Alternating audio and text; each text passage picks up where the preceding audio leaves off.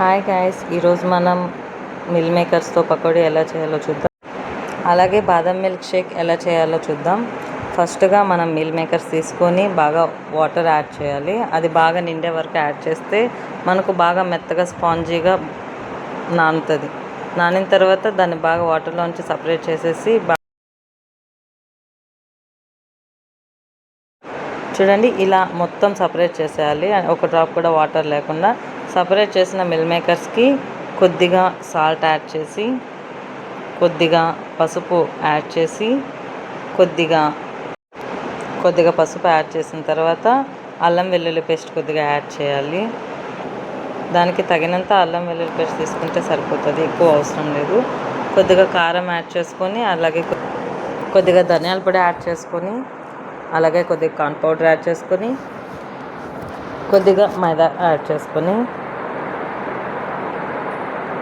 బాగా అన్నీ మిక్స్ అయ్యేలాగా కలుపుకునేసి లైట్గా వాటర్ యాడ్ చేసుకుంటూ కలుపుకోండి. ఎక్కువ వాటర్ యాడ్ చేసినా మళ్ళీ ఫ్రైకి బాగుండదు.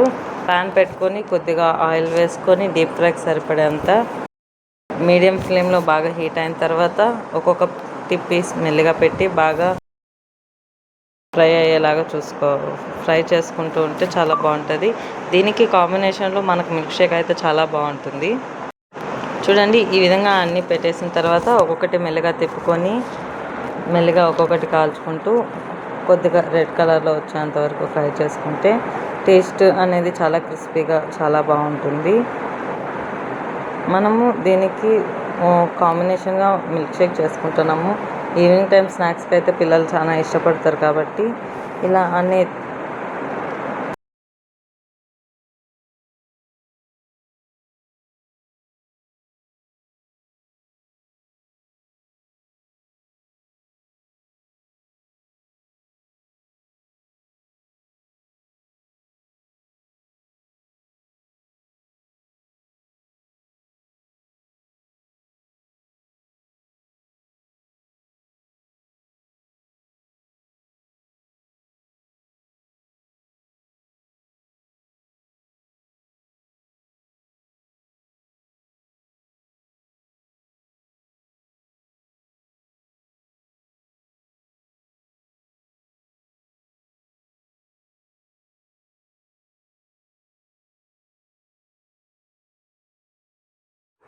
మిల్ మేకర్ పకోడా అయితే మనకు తయారైంది. ఇప్పుడు దీనికి కాంబినేషన్గా బాదం మిల్క్ షేక్ ఎలా చేయాలో చూద్దాం.